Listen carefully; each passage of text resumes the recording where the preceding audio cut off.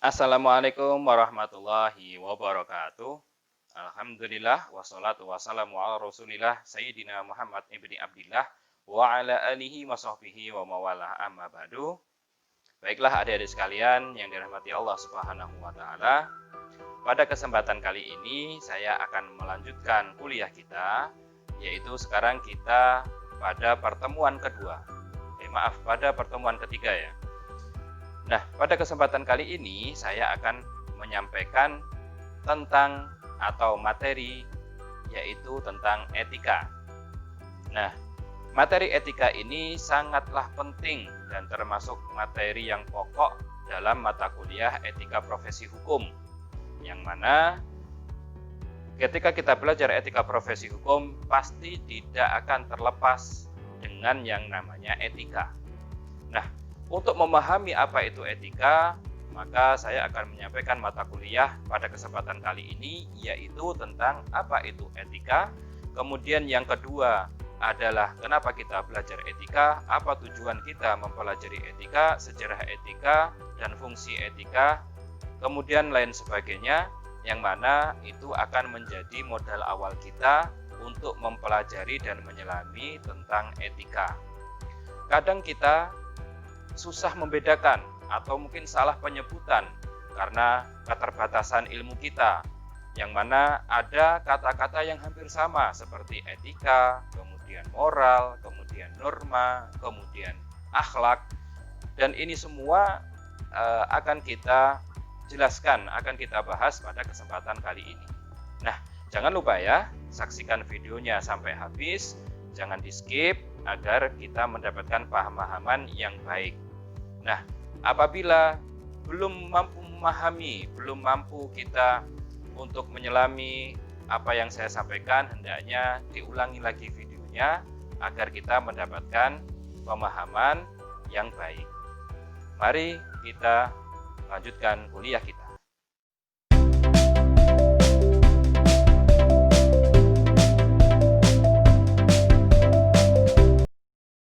Pertemuan kali ini saya berikan judul yaitu tinjauan umum tentang etika bagian 1.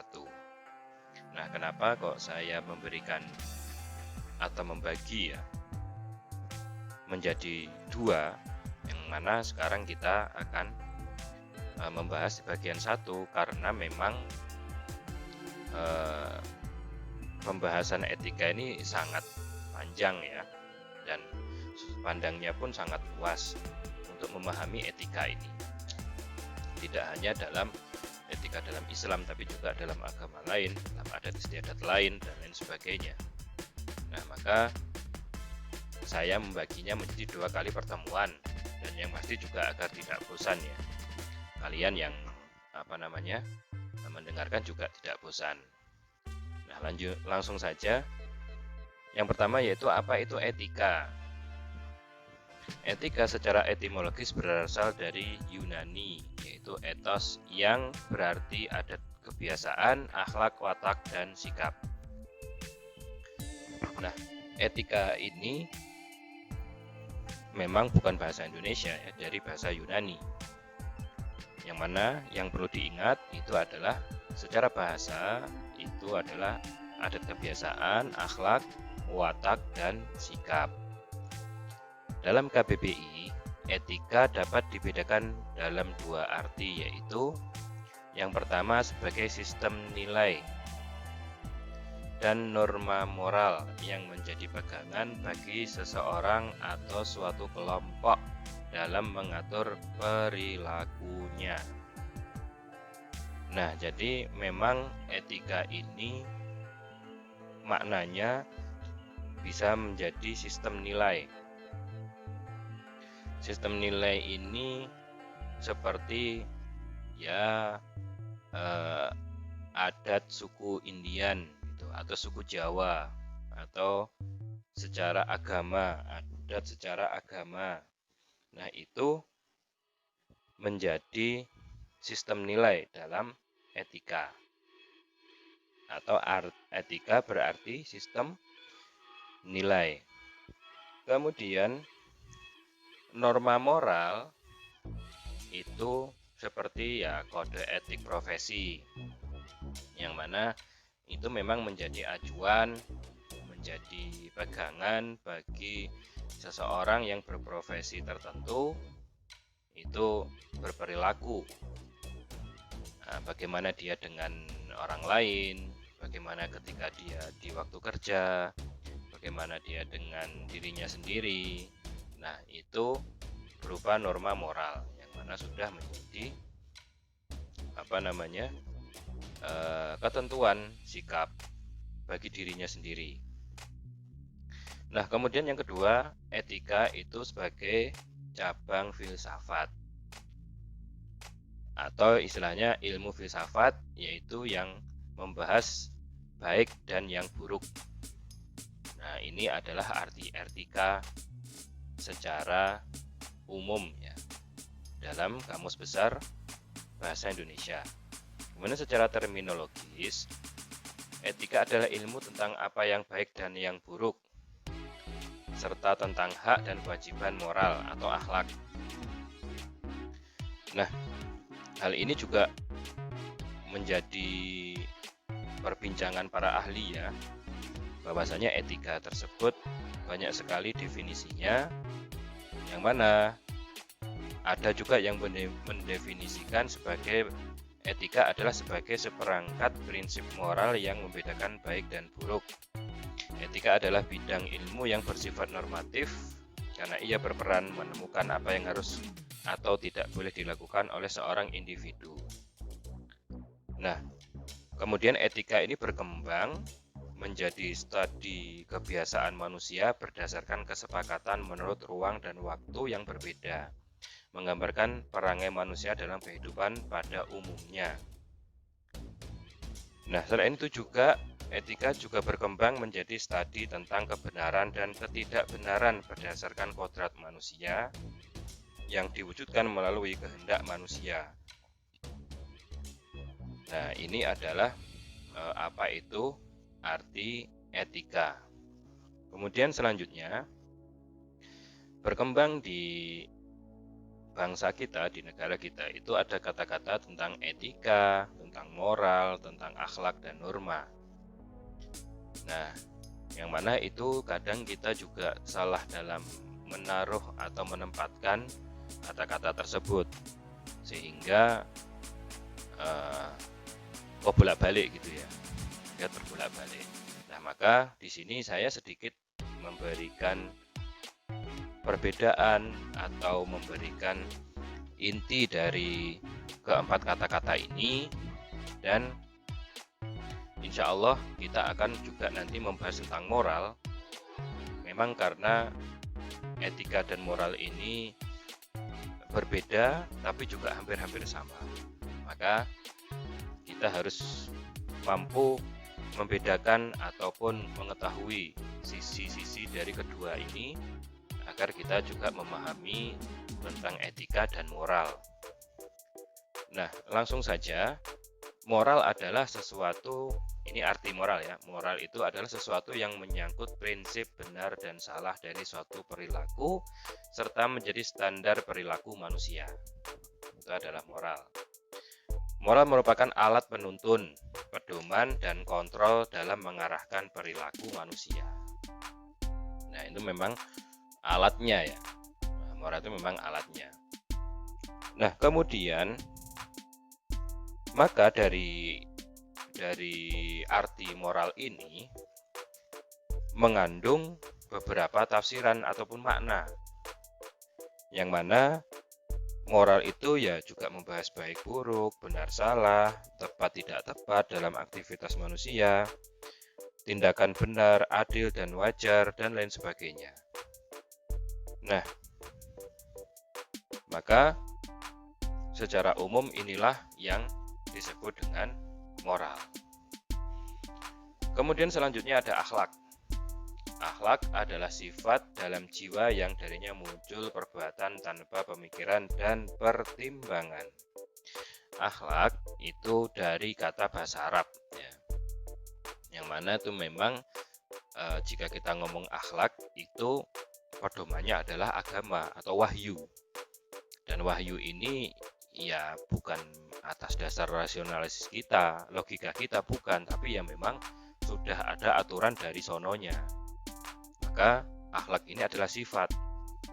Nah, sifat dalam jiwa yang darinya muncul perbuatan tanpa pemikiran dan pertimbangan. Atau intinya ya sifat lah. Karakter seseorang tersebut. Itu namanya akhlak. Makanya akhlak ini ada yang baik, ada yang buruk. Beda dengan adab. Kalau adab itu baik, tapi harus dipelajari. Nah, adab itu kan harus dipelajari. Tapi akhlak ini enggak. Ya memang dasarnya pelit, ya pelit orangnya. Kalau memang dasarnya suka marah, ya memang suka marah. Suka gampang tersinggung, ya gampang tersinggung.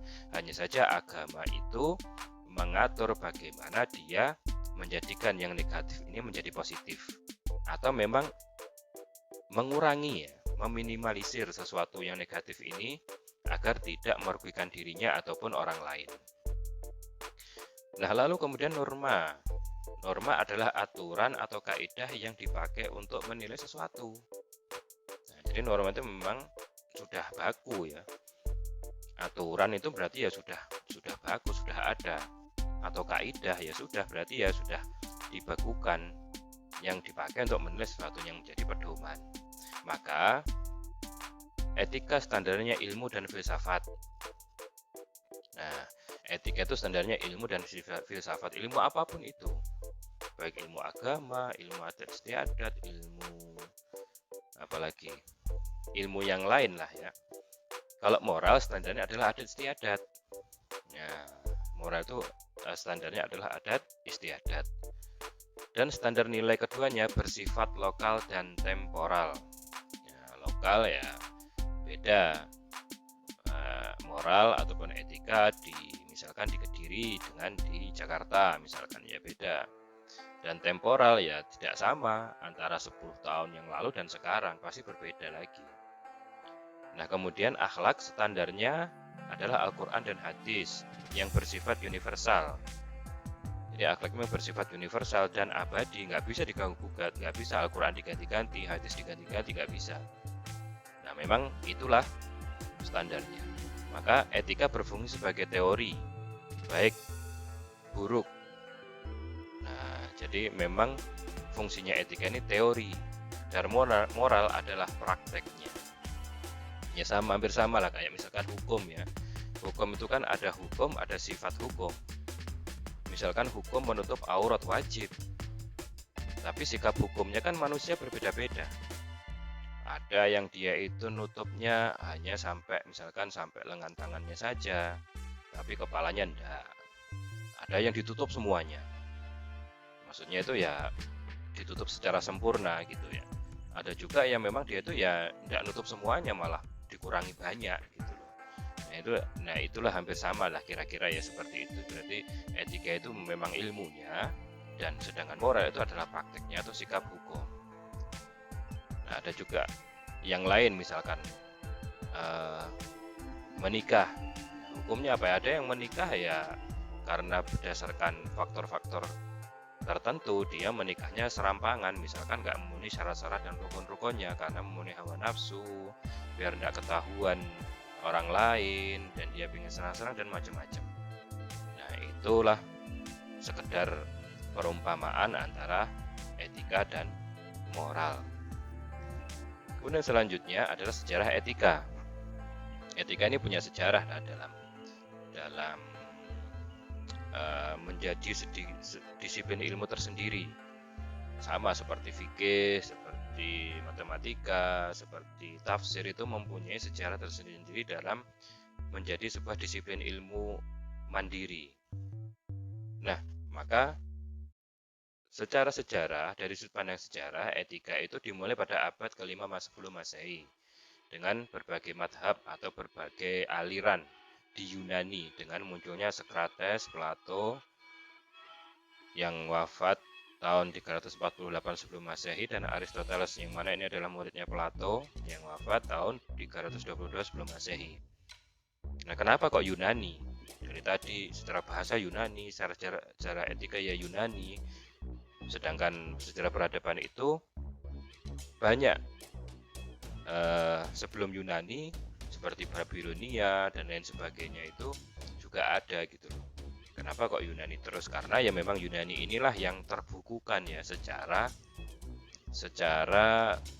menyeluruh lah, secara hampir sempurna lah, hampir semuanya terbukukan dengan baik, dan itu diwariskan dari generasi ke generasi, sehingga mau dimanipulasi itu ya hampir susah. Sedangkan peradaban-peradaban yang lain sebelum Yunani itu ya hanya sepotong-sepotong. Misalkan ya kita taunya ya dari Wahyu, atau memang dari kisah-kisah yang mana itu tidak bisa dipertanggungjawabkan dengan baik. Nah, maka dari Yunani inilah yang sering muncul. Kedua adalah tokoh etika barat, yaitu Thomas Aquinas, ada David Hume, ada Immanuel Kant, ada Friedrich. Nah, ini adalah tokoh-tokoh etika barat. Ya, kalau dilihat dari tahun-tahunnya ya, yang pertama Thomas Aquinas inilah. Ini kan apa namanya? Istilahnya bapaknya etika mungkin gitu ya, bagi orang-orang barat. Kemudian ada tokoh etika muslim. Kalau tokoh etika muslim itu seringnya kita mendengar itu julukannya ya. Kayak di sini kan misalkan Yakub bin Ishaq al-Kindi rahimahullah. Nah, Yakub bin Ishaq ini terkenalnya namanya ya Al-Kindi. Terus yang kedua ada Muhammad bin Zakaria Ar-Razi, ya terkenalnya Ar-Razi. Tapi Ar-Razi di sini bukan Fakhruddin Ar-Razi yang ahli tafsir itu, bukan. Ini sebelumnya lagi. Yang ahli filsafat, yang di sini ahli filsafat. Kemudian ya ahli yang lain. Kalau Fakhruddin Ar-Razi yang ulama mazhab Syafi'i yang setelahnya itu kan dia ahli tafsir, kemudian ahli berbagai disiplin ilmu keislaman. Kalau ini ada juga ahli filsafat. Nah, kemudian ada Muhammad bin Al-Farah Al-Farabi. Kita terkenalnya hanya Al-Farabi saja. Kemudian ada Ahmad bin Muhammad Miskaweh atau Ibnu Miskaweh atau Miskawai. Kemudian ada Muhammad bin Muhammad Al-Ghazali atau Imam Ghazali. Kemudian ada Muhammad bin Ahmad bin Rushd. Nah, ini ada Ibnu Rushd. Kita terkenalnya Ibnu Rushd. Nah, inilah tokoh-tokoh tentang filsafat di dunia Islam ya. Nah, kalau dilihat dari tahun-tahunnya itu kan ada tahun 800-an, tahun 900-an Masehi, tahun 900 Masehi dan sampai tahun 1100 Masehi. Nah, memang waktu itu filsafat Yunani itu masuk ke istilahnya ke dunia Islam ya, dalam dikaji oleh orang-orang Islam, karena memang banyak sekali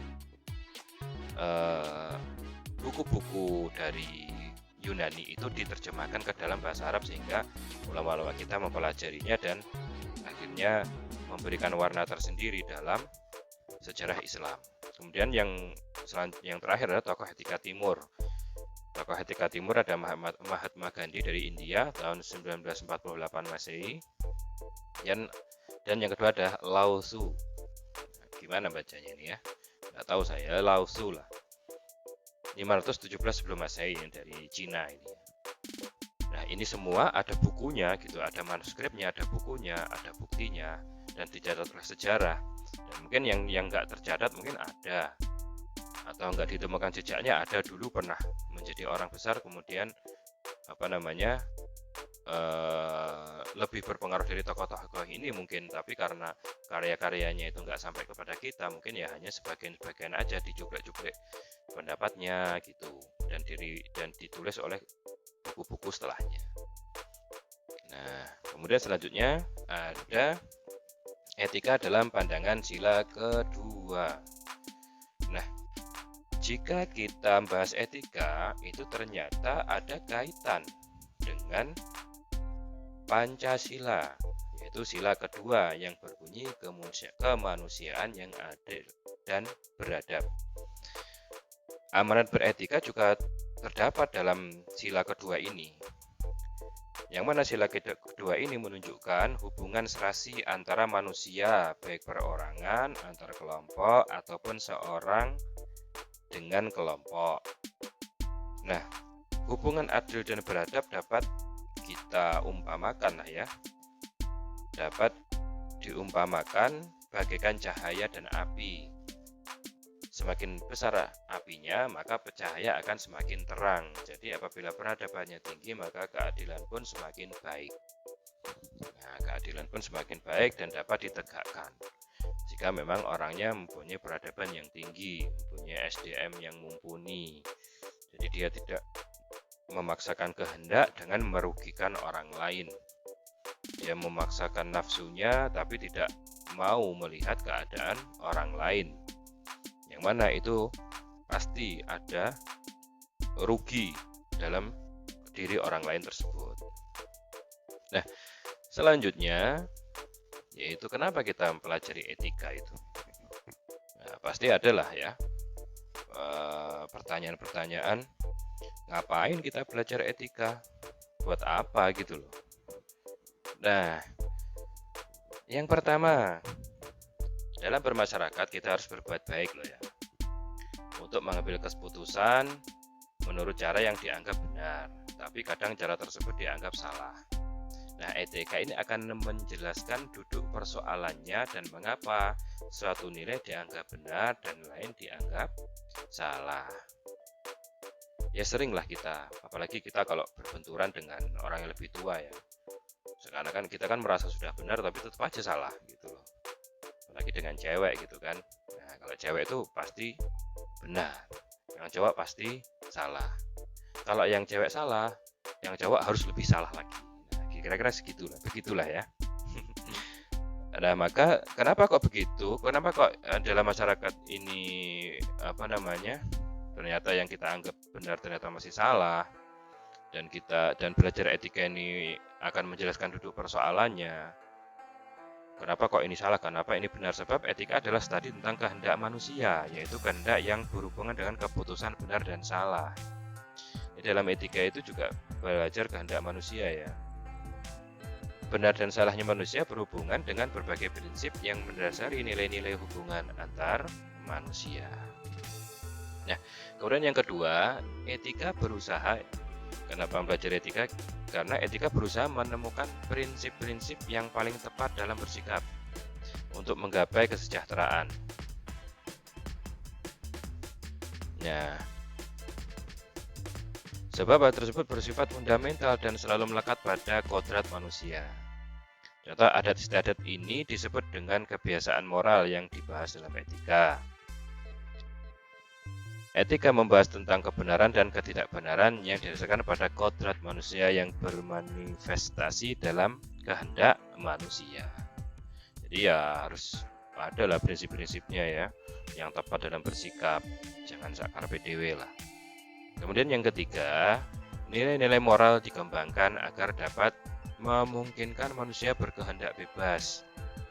Nah, kita juga punya kebebasan lah ya. Salah terus kan gitu kan, tidak mungkin kan. Nah, maka etika ini dipelajari. Etika mencari dan menunjukkan nilai kehidupan yang benar secara manusiawi, kemudian bertanya serta berusaha menjawab pertanyaan sebagai berikut. Misalkan nih ya, manakah nilai-nilai yang paling pantas diperhatikan? Atau misalkan, mengapa seseorang dinyatakan berbuat baik daripada yang lain? Nah, inilah kita mempelajari etika. Kemudian selanjutnya adalah apa tujuan mempelajari etika?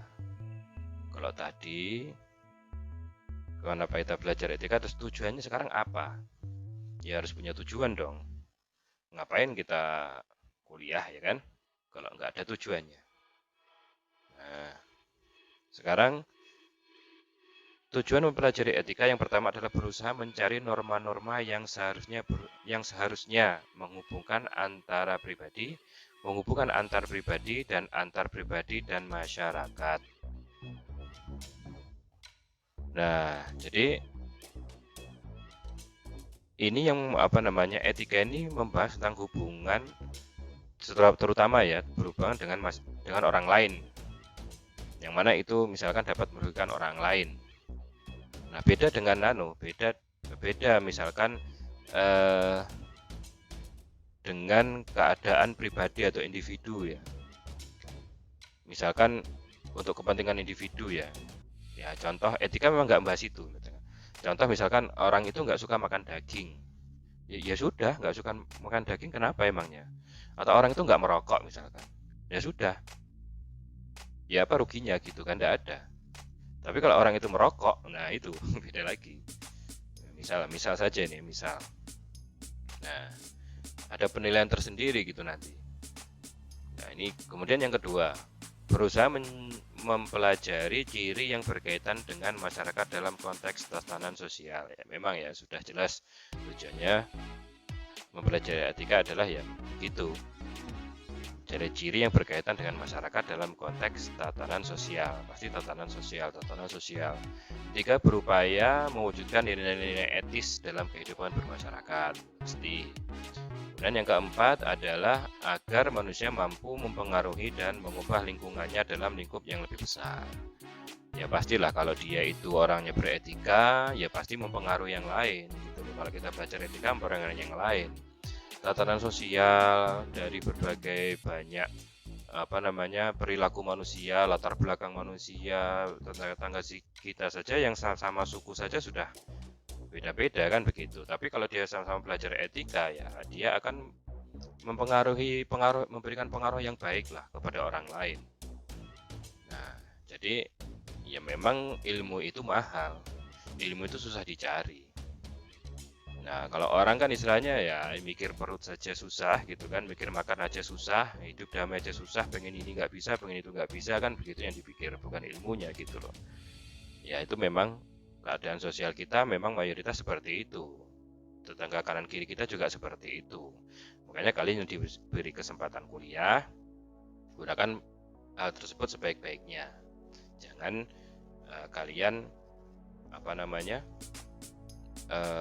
menyia-nyiakan waktu dan tidak serius dalam kuliah ini. Kemudian yang terakhir adalah berusaha menciptakan tatanan kemanusiaan yang lebih baik, pasti ya. Kalau orangnya baik-baik semua kan enak gitu kan, tahu apa yang harus dilakukan, tahu kalau misalkan dia posisinya sebagai apa, terus kemudian dia harus bersinggungan dengan siapa, dia tahu. Jadi tidak memaksakan kehendak sendiri dan merugikan orang lain. Nah, yang terakhir, apa saja fungsi etika? Nah, ini fungsi etika ini perlu ini. Nah, dari sini kan jelas nanti ya fungsi etika itu, dari fungsinya itu jelas. Kita belajar, kita tahu tujuannya, kemudian kita tahu fungsinya itu buat apa. Bayar banyak, kuliah capek-capek ya kan, habis waktu, habis dana, habis tenaga. Nah, tapi kan kita harus tahu apa saja kalau kita belajar etika. Fungsinya itu apa? Nah, fungsi etika dalam tingkah laku. Nah, dalam tingkah laku ya. Dalam tingkah laku yaitu sebagai pembimbing tingkah laku manusia supaya mengelola kehidupan yang lebih baik dan membantu manusia mencari orientasi secara kritis dalam berhadapan dengan masyarakat yang pluralistik atau yang bermacam-macam latar belakangnya. Nah, kenapa kok kita harus butuh bimbingan tingkah laku untuk mengelola kehidupan yang lebih baik ya, agar tidak berakhir tragis gitu loh. Misalkan kita menghadapi hidup ini merasa didolimi, kemudian semuanya diambil, yang kita kasihi diambil, meninggal semua, kemudian buat makan tidak ada, dirampok semua ya. Akhirnya kita ngambil jalan pintas. Nah, begitu ya. Baru ditinggal pacar sudah seakan-akan pengen bunuh diri. Kayak cowok dia aja, kayak cewek cuma dia aja, nggak ada yang lain. Nah, gitu loh. Jangan berakhir tragis yang mana nanti ya akan pasti ya akan berdampak jelek pada kehidupan kita yang lain gitu loh. Hal yang nggak penting kan gitu kan, itu sebenarnya. Penting nggak penting, ya kadang penting, tapi banyak nggak pentingnya gitulah. Nah, kemudian selanjutnya tadi apa? Membantu manusia mencari orientasi secara kritis ya. Nah, ya memang manusia itu hidup berdampingan dengan berbagai macam bentuk dan latar belakang orang-orang tersebut. Maka itulah fungsi etika itu membantu mencari orientasi secara kritis dalam berhadapan dengan masyarakat. Kemudian selanjutnya yang kedua itu adalah fungsi etika dalam agama. Kenapa kok di sini disebutkan fungsi etika dalam agama? Ya karena mayoritas manusia itu beragama. Sampai ateis itu sebenarnya juga beragama, tapi bukan agama yang legal gitu loh. Maksudnya tuh dia pasti menggunakan akalnya gitulah. Yang mana dia hanya melihat dari sisi materi saja. Maksudnya materi itu dia nggak percaya gaib gitu, nggak percaya. Ya, mungkin belum melihat Ningsih Tinampi lah gitu ya. Kalau dia lihat Ningsih Tinampi kan beda nanti. Nah, apa fungsi etika dalam agama? Nah, di Indonesia ini kan mayoritas beragama. KTP kan harus ada agamanya gitu, dalam KTP pun ada. Makanya di sini dicantumkan yang pertama yaitu membantu menggali rasionalitas dari moralitas beragama. Nah, memang rasionalitas harus digali, harus diwujudkan gitu loh, biar orang itu mikir. Nah, seperti apa sih ini? Seperti mengapa Tuhan memerintahkan ini dan itu? Mengapa Tuhan memerintahkan seorang muslimah itu auratnya seperti ini? Kenapa? Kenapa kok Allah itu memerintahkan misalkan ya seorang laki-laki perempuan tuh nggak boleh yang di luar mahram itu kok, selain mahram itu kok dilarang melihat auratnya, dilarang bersentuhan. Kenapa? Itu etika memberikan rasionalitas. Misalkan orangnya tidak mau, agama memberikan tuntunan untuk menutup aurat, tapi orang itu nggak mau, padahal dia mengaku pemeluk agama tersebut. Nah, akhirnya ya dia menjadi misalkan ya bahan objek yang kurang baik, entah dipandang kurang baik dengan orang lain, atau gampang disepelekan, atau dapat mendapatkan kejahatan yang lebih daripada, jadi orang mau berbuat jahat itu malah lebih terobsesi daripada yang tidak menutup aurat. Itu salah satu rasionalitasnya kenapa etika itu berfungsi dalam agama. Kemudian yang kedua, membantu dalam menginterpretasikan ajaran agama yang seakan-akan saling bertentangan. Nah, seakan-akan ada tafsiran yang saling bertentangan. Nah, inilah jadi etika itu memberikan alternatif tafsiran lah, kayak gitulah ya. Tafsiran yang seakan-akan saling bertentangan. Ya, ini banyak sebenarnya yang saling bertentangan ini. Misalkan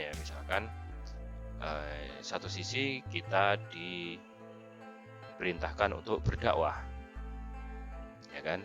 Ya, atau berdakwah itu bukan ceramah ya, bukan, istilahnya yang mengajak orang dalam kebaikan gitu kan.